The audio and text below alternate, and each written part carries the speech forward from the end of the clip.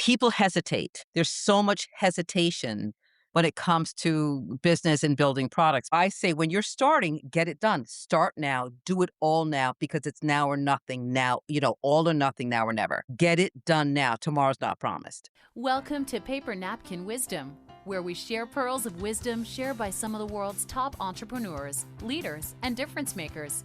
Here's your host, Govind Jayaraman. Hi, I'm Govind Jayaraman, and this is Paper Napkin Wisdom, episode 355.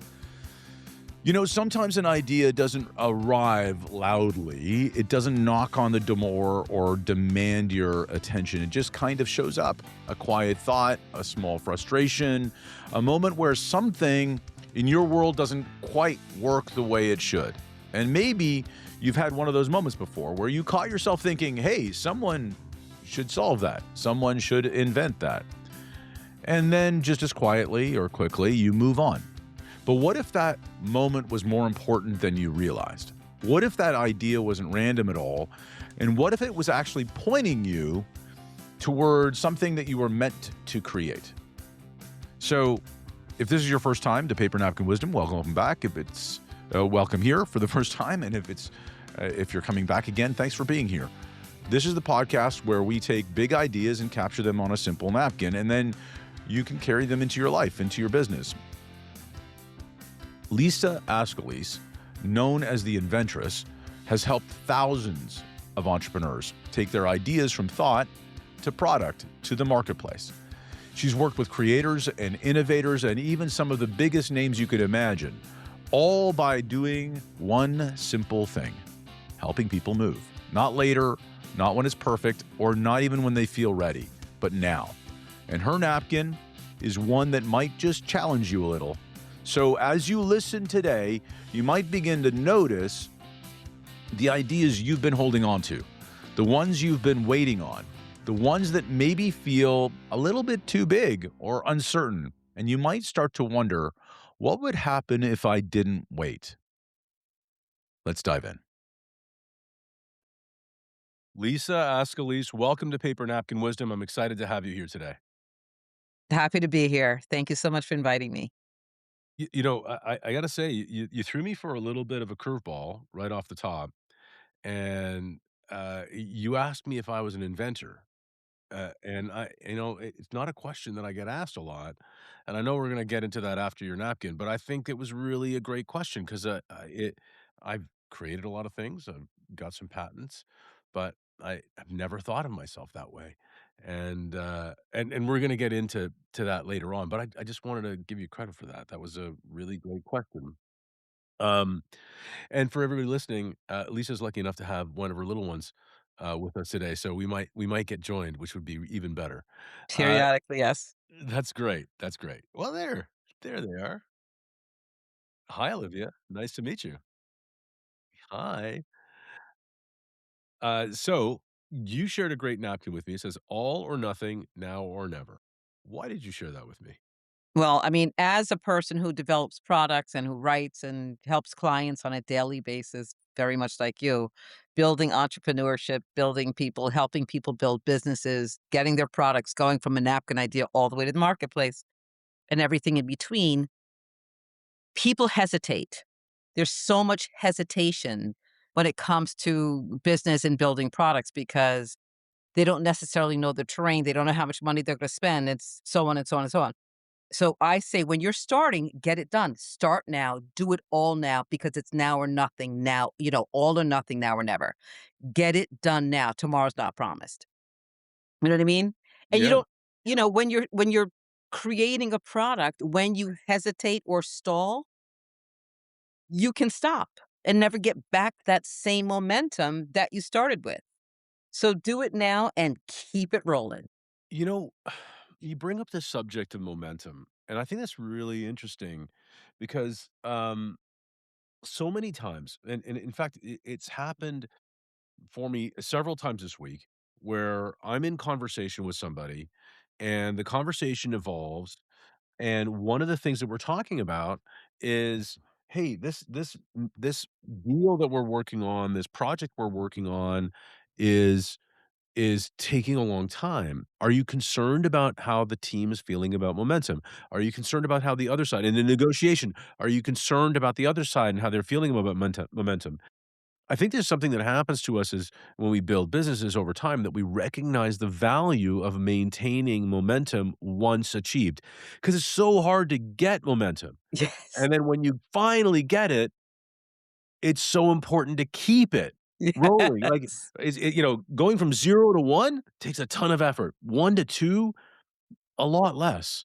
And I think that's something, there's something in that you're talking about, right? Yes, yes, absolutely. And you framed it perfectly because to get started is very, very difficult. Like, Olivia's playing the piano right now. I don't know if you can hear that in the background. Okay. But to get started is very difficult, and you need that push to have that momentum. I always talk about surrounding yourself with positive people, etcetera. But when they do get started and they're rolling, they roll and roll and roll. But if a monkey anything gets pushed in between, they can stop. They can stop and pause in between. It's very, very hard to get back up and keep that momentum going. It's really hard. Yeah, well, I mean, I think we can put it in vehicle terms, right? We always look at city efficiency versus highway efficiency, and the Right. differentiation is once you're at momentum, it's much more efficient to stay there and stay moving at a certain speed Mhm. versus stop and go and stop and go and stop and go. And we also know that being in stop and go traffic can be really fatiguing, even in Yes. a car, even if you're not doing the actual work. So I think that there's so much there that we take for granted about that early stage momentum and that early Yes. stage energy that comes with the kick. What stops us? Because, I mean, it takes force to stop something. It doesn't happen, it takes energy to keep moving, but it also takes energy to stop it too. I tell you what happens. What happens in many instances is people stop it. So negativity, naysayers, typically that's it. In my experience, money and people, okay? So you get that naysayer talking in your ear. This is not something you should be doing. Why did you do it? Why are you doing it? Because people can't necessarily relate to what you're doing. So then you listen to those naysayers who may be close to you, typically a family member, right? Or a friend who doesn't think you should be doing that, and that will stop people in their tracks.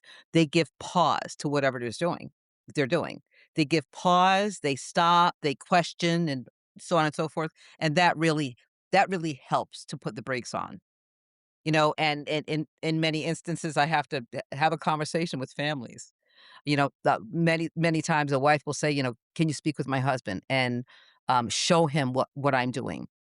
And where I'm going to be going, etcetera. So I would say it's a people thing in many cases.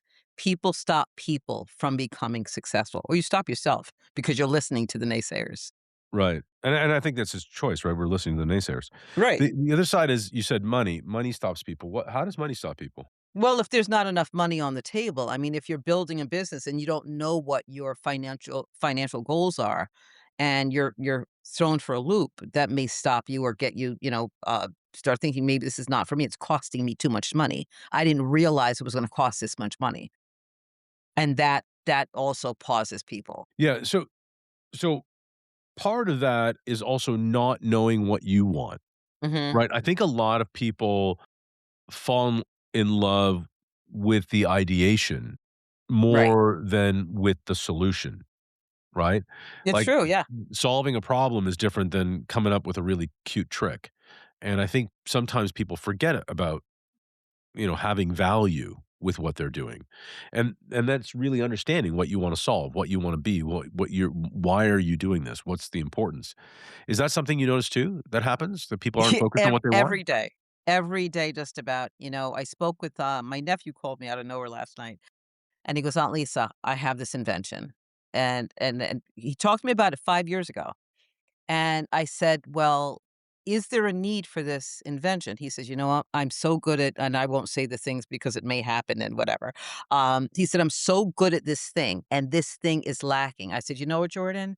You talked to me about this 5 years ago." He gave me all of the points necessary for all of the reasons necessary, for me to help him build this product, and I'm doing it because his passion was there. His faith was there. His understanding of finances, was there. He knew long term where he wanted to be. He has it all. Many people, like you said, see a product, or they watch Shark Tank. They watch Shark Tank, they call me up the next day. I've got an invention, and I know it can happen because I watched Shark Tank, and I see people on there making millions of dollars and, the whole I call them delusions of grandeur kinda thing. They think they can invent this thing and make millions of dollars by doing not a whole lot of work. But a lot goes into it, as you know. A lot goes into building a product, building a business, understanding not just a solution, but the long-term solutions, the cost, etcetera. Right. So, yeah. Yeah, and I think this is really vitally important that people get sort of in love with entrepreneur theater, with inventor theater, and Yes. think that, a business is founded in 7 minutes, which is about the time of a pitch on Shark Tank, and then all of a sudden, they're wondering, "Why is my success taking longer than 7 minutes?" It's not it's not the way it works. It doesn't happen on Instagram like that. So so I know you're called to yeah, I know that this idea of invention and nurturing invention and nurturing inventors Mhm. is something that's a calling for you. You've made it your life. Definitely. Let's talk about that. How'd you find your way into that? Like, what meandering path, Lisa, did you walk down to find yourself as the inventress, this maven of entrepreneurship and innovation? DNA. Tell me about it. DNA. So, I mean, as a little kid growing up in Brooklyn, right? I loved I loved playing outside. I loved playing handball. I loved, whatever my resources were to play. I loved playing outside. And I'm going to get back to the handball thing. So playing handball, I mean, I'm very intense. Anything I'm doing, I'm very intense about it, right? So I'm playing handball. My shoelaces are coming untied. I'm like, this can't happen. I have no time for my shoelaces to come untied. I need to create something to make that not happen. Okay. And I'm gonna give you many et ceteras. So, I mean, anything I was doing, if my hair wasn't upright and I needed to fix it, I would create something to put my hair up or fix it or create another design, necklaces, shoelaces, you name it. I was doing that as a kid, not even thinking I was solving problems. This was my day to day. This was what I did on a daily basis, tearing up shirt, sheets, curtains, whatever it took to create my solution to my issue. So I've been doing it since I'm gonna say 9 years old. My farthest recollection would be 9 years old, creating all of these things. And just walking through this lifestyle that I always did, helping people. So going to school, people would say, "Where'd you get that thing? Where'd you buy that thing?" Whatever it was. And I said, "Well, I made it. I made it. I made that I didn't call it a product because it wasn't a product. Like you said, you're not an inventor. I wasn't an inventor back then, right? Didn't consider myself that until adulthood, actually. So making these products. So little by little, I make things and provide to other people, sell them as an entrepreneur. And a big deal was I was going to church. Well, I went to church every Sunday, and every Sunday I put my hair up in a bun, right? In this gorgeous sock I got out of my sock drawer. Beautiful design, and it was a clean sock, everyone, by the way. So, it wasn't a smelly sock, that's good. It was not a smelly sock. Put my hair up in a bun with this sock, and every Sunday, hands down, somebody would say to me, "Wow, that's really pretty. Where'd you get that from?" I'm like, "Okay, this is it. Ridiculous." Go home, create this thing, and get it on the market because that was a product. Prior to that, it was a breastfeeding cape. I was very embarrassed to nurse in front of people. I designed a breastfeeding cape that I sold all over the world. So it's always been a part of what I did, and then I started thinking, "Huh, I got that bug. I'm developing products that people are actually buying. They're purchasing what I'm creating." And as I walked through that terrain, and many years later, from the hair accessory to home organizers, you name it, I've got it. Organizers for luggage, luggage tags, and on and on and on and on. It's always, and I've done other things in the interim, college and other product development, and I was an X-ray. All I mean, just a lot of things, but I've always invented in the interim. Yeah. okay? My entire life. So when you ask, I mean, it's always been there. It's Yeah, but, you know, there's something very common, and I know it's intentional for you, and Mhm, so I don't wanna get over it, but mhm. you were solving your issue, Yes, and you said, "I was finding a solution to my issue, my yes, problem." So, inherently, your eye was tuned to making your life easier, yes. and products that make our lives easier have inherent value. Right. And it's not the gadget or gizmo or thing that we see that amuses us for 25 seconds, it's something deeper than that. So, I have this core tenet that says that we are our best when we are for others what we need most in the world, and what you're doing is constantly solving your problem to establish a value and then giving that gift to other people. So that's how you became an inventor, I see that, but, what was the calling to help others find their path? Perfect question.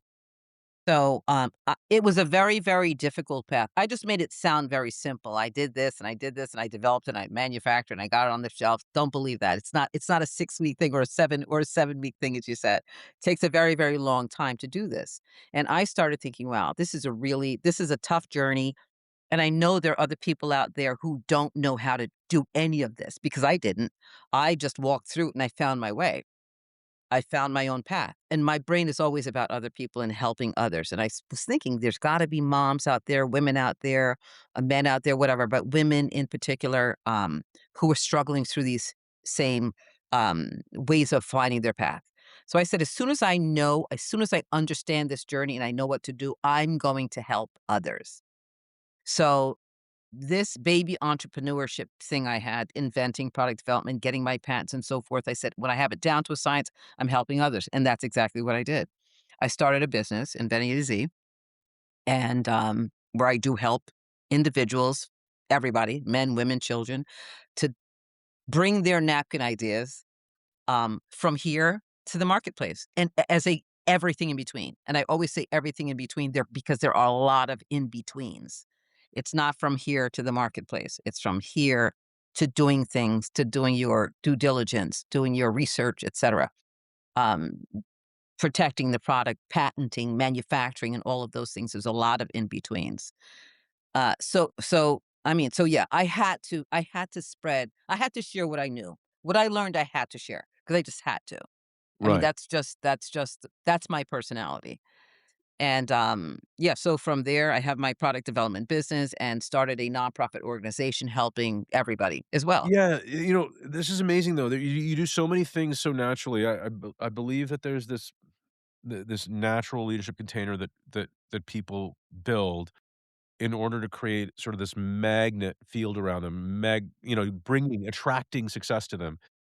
And everything that you're saying, you had this inherent confidence, but it wasn't a loud confidence, it was quiet confidence. You had this congruence, you did what you said you were gonna do. You Yes, had these ideas, you saw them through, you followed the breadcrumbs, you stayed with it when the pressure was high, you found a way like it was a puzzle, and then you gave it away. You're helping other people with it, and when you do this, it creates this sort of magnetic field, and for you, true. what I think is really amazing, and correct me if I'm wrong, Lisa, but, not you talk about the foundation and the charity work that you've done, you're talking about helping women entrepreneurs specifically find their footing and go from A to Z in Hmm. invention, but along the way, you pick up Tyrese Gibson and the legendary Dionne Warwick and Chef Clara Hall, Gloria Gaynor, I mean, Jasmine Guy, huge names who Yeah, also are coming to you and saying, "Hey, let's do this." Those things are tied together, it's right? Like, crazy. this is the magnet, Yes, right? yeah, When you do what you're gifted to do and give it away, yes, you create this incredible wave of yeah. support that comes back to you, and this is what's happened for you, hasn't it? It's pretty wild, right? I mean, you say that and it's like, wow, this is it's really I mean, these are incredible people. They're good friends of mine, obviously now. And when they came to me, I was of course my mind was boggled, but it made sense. When I did ask them why. And they said, because I don't do what you do. I'm an entertainer. Yeah, I'm a people songwriter, don't but know why they're but I have attracted to you. invention. People don't know why they come into your circle. They can't name it, but they're inexorably drawn It's because of who you are. I appreciate that. We're all special and we all have special gifts. And, when you're an artist too. I mean, all of these people you've named, Dionne Warwick, Tyrese, incredibly brilliant people, every single one of them. Creative, just creative, die hard, instinct. They have an instinct to be entrepreneurs and artists and creators. And I think, well, and kind. So kindness begets kindness too. And you're that energy that you're talking about, that magnetic energy is shows through when it comes to kindness and giving and love. It's a love connection. Yeah. Okay, so this is I'm sitting here with a woman who calls herself the Inventress, and you've helped many entrepreneurs, and we're talking about a love connection, but we're also talking about business A to C, and I think this is really fascinating for a lot of people because a lot of Hmm. people don't understand how important it is to make personal connections along the way, and how important it is to bring all of yourself to it, and it is only because you brought all of yourself to Yes. your journey that you were able to achieve what you did, isn't it? It is. It's full transparency. I mean, I think what you see is what you get. I've always been this person. What you see here is what you get here and here. It's always been that way. And I think that's very helpful in communicating with people. It's and it comes from my parents, I have to say. It comes from somewhere, right? It wasn't me, it's God, it's my parents. But having the ability to not fear being who I am. I'm good with who I am. God made me who I created me to be the person I am. And a part of that is being able to communicate care, all right?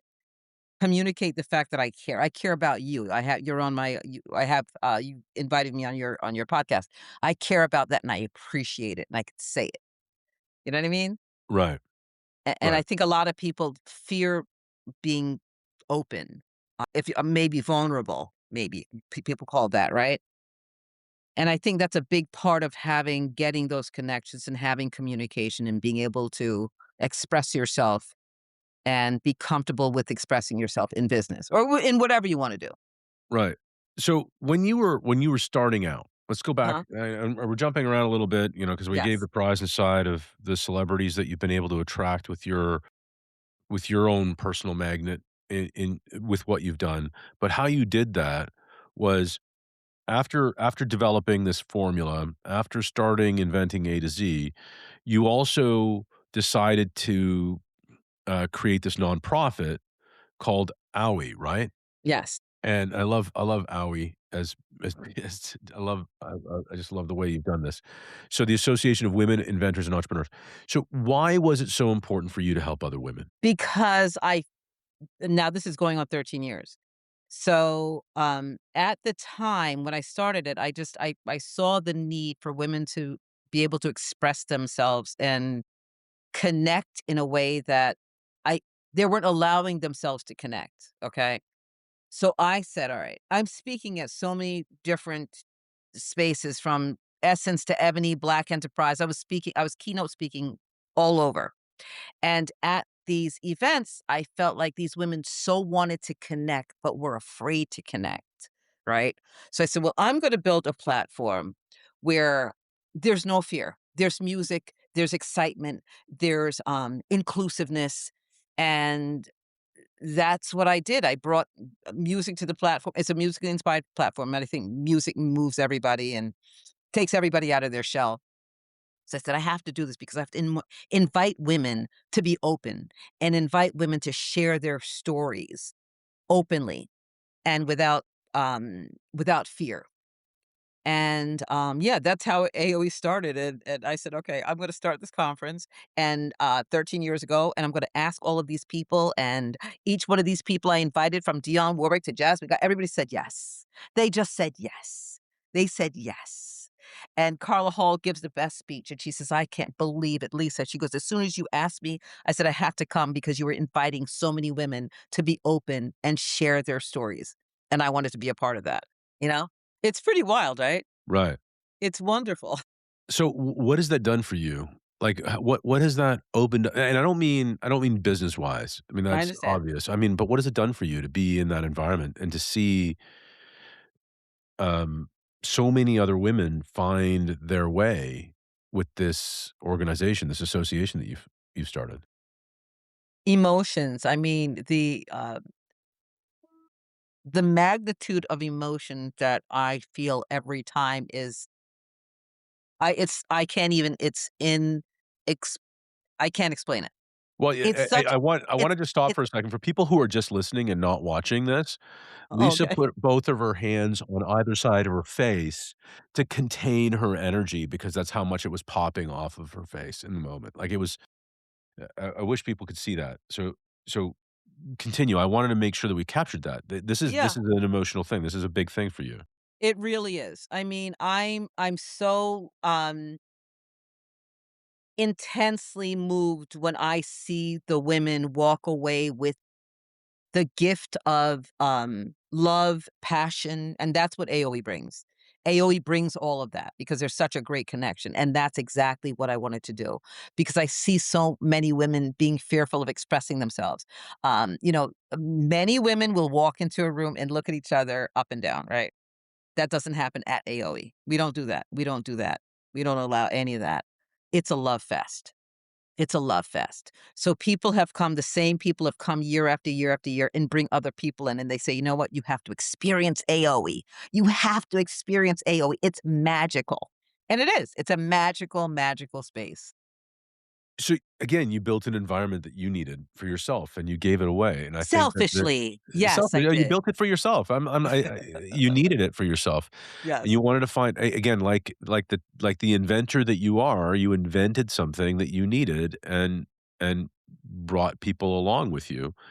And I think that's really powerful. So so we talked about the fear and the naysayers, and you spoke right away, and I didn't drop it. I didn't talk about it at the time, but you talked about surrounding yourself with people who are positive, people who Mhm. uplift you. Because in our, 25 minutes so far, obviously, we've talked about how you've invented a lot of things, you've created a lot of organizations, you did it in longer than 25 minutes. It was a straight line, and it wasn't super easy. Getting to Chef Carla Hall wasn't, easy. There was a path to do it, and you worked hard to get there. So when you're around when you've created this environment, what have you noticed for people who don't naturally build those positive networks? What happens for them the moment they do that? Because here's what happens in the world right now. There are people who are listening to the podcast right now and they're saying, "No, no, no, you don't understand, Lisa and Govin. I have these two positive people around me, and they always tell me how great I am, Mhm. and they lift me up." But I think that you're talking about something a little bit different than that. You're Mhm. talking about Mhm. something that's really focused on the journey. And what does that mean to people? What have you seen change for people when they're surrounded by AOE or They you? open up. They open up and they're able to share their feelings, their emotions, their path, good, bad, or indifferent. It's not, going out on a social media platform and looking perfect, you know what I mean? It's a place where we can share and, go deep and talk about where we were and talk about how where we started and how far we've come. And it's important for me to tell people to journal also. Really important for me to say this to you. Everybody at my conference knows that they need to journal where they started so that when they move ahead and they get stuck, okay, they can look back and say, look at where I started and look where I am today. Okay. So it's just, again, just such a wonderful place to unite and reunite and watch people evolve and grow. So that's what specifically I want to get. Like, what can you give me a specific example? You can remove the name if you need to, but a specific example of what happened for someone. They were stuck. They came in and they got exposed to AOE and some of the positive energy of being around people who believe before evidence. And I think this is a big part, right? Belief comes before evidence. The belief that this is going to make my life easier, whether it's a hair tie, Whether it's a sock that turns into a beautiful hair tie or it's something for your laces, you had a belief before you had the evidence that you knew that you could create it. Either way, when you're surrounded by people who believe in you before there's the evidence for doing that, I think it opens up something. I'd love to hear a specific example of somebody who came in and wasn't sure that they could do it and all of a sudden did. So many, so many. There's a person, Audrey Davis Dunning. She came to my first AOE conference, and she talks about it all the time. She said, when I walked into AOE, I didn't even have a business card. I didn't know what I was going, I didn't know what to expect. I didn't know what I was going to get out of it. And she called me up after the conference and she said, I now have a business card after the conference. I now have a business card. I want to set up a consultation and I believe I can do what she's a African dancer. Now has a business where she goes around teaching African dance. And she comes to my conference every year with all of her African dancers that she did not have 13 years ago. So she started this whole African dance community from AOE, and she comes back every year, as I said, and she has drummers and it's an incredible theme that she brings in. It's amazing. So that's Audrey Davis Dunning 13 years ago who didn't have a business card. And And I have many clients like that who have product ideas, napkin ideas. I start by saying, who in this room is an inventor? And much like you, no, I'm not an inventor. Hands down. Who here's a mental inventor? 100% of the room goes up. Hands go up. Why are we mental inventors? Because, they say, yeah, somebody should invent that thing. And I say, why not make it you? Why not make it you? If you see this problem or you have an issue, you have a problem that needs to be solved, why not solve the problem? You're an inventor. Do it.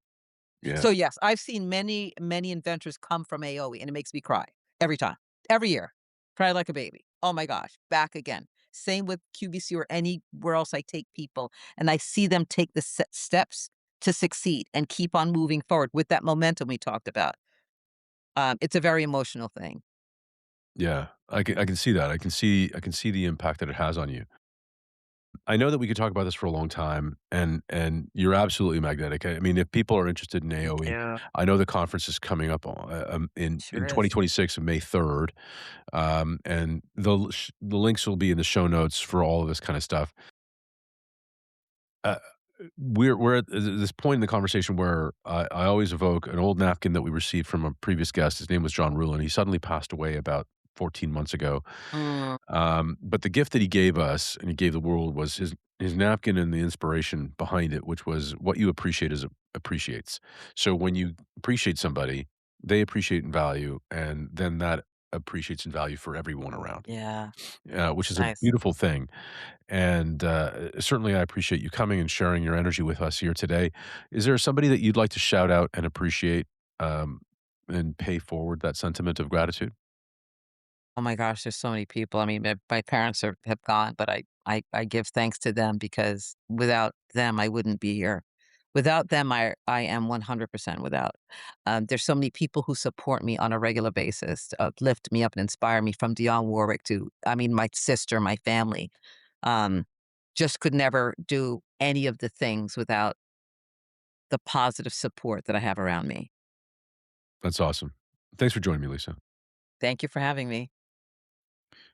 As you sit with this conversation, there's part of you that probably recognizes something, and maybe it's an idea you've been carrying for a while. Maybe it's one that you've revisited more than once, the one that keeps on showing up for you even when you try to move past it. And maybe, just maybe, it's not showing up by accident because what Lisa shared with us today isn't just about invention, it's about decision.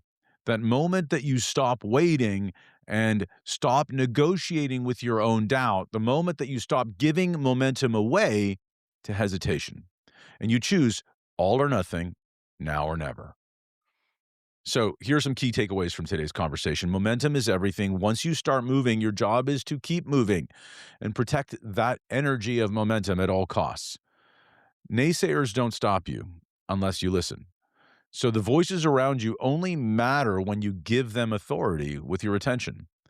Solve real problems, not just interesting ideas. Value comes from making life easier, not by just being clever. Your environment shapes your belief. Surround yourself with people who believe in you before there's evidence. You're already an inventor. If you can see a problem, you can create a solution. And maybe the most powerful part of all of this is realizing the thing that you've been calling a limiting belief is actually a decision you made at some point in time, which means you can make a different one. So here's your opportunity. Grab a pen, find something, anything, even a napkin to write on, and answer this question. What is one idea that I've been waiting on, and when did I decide that I couldn't do it? Then decide something new and take one small step, one action right now. If this episode made you think, made you pause, made you feel something, make sure you subscribe, leave a review, and most importantly, share this with someone who may need to hear it. And as always, take that idea, write it down on a paper napkin, and share it with the world using the hashtag #PaperNapkinWisdom. Because sometimes the smallest idea can change everything. Make it a great day.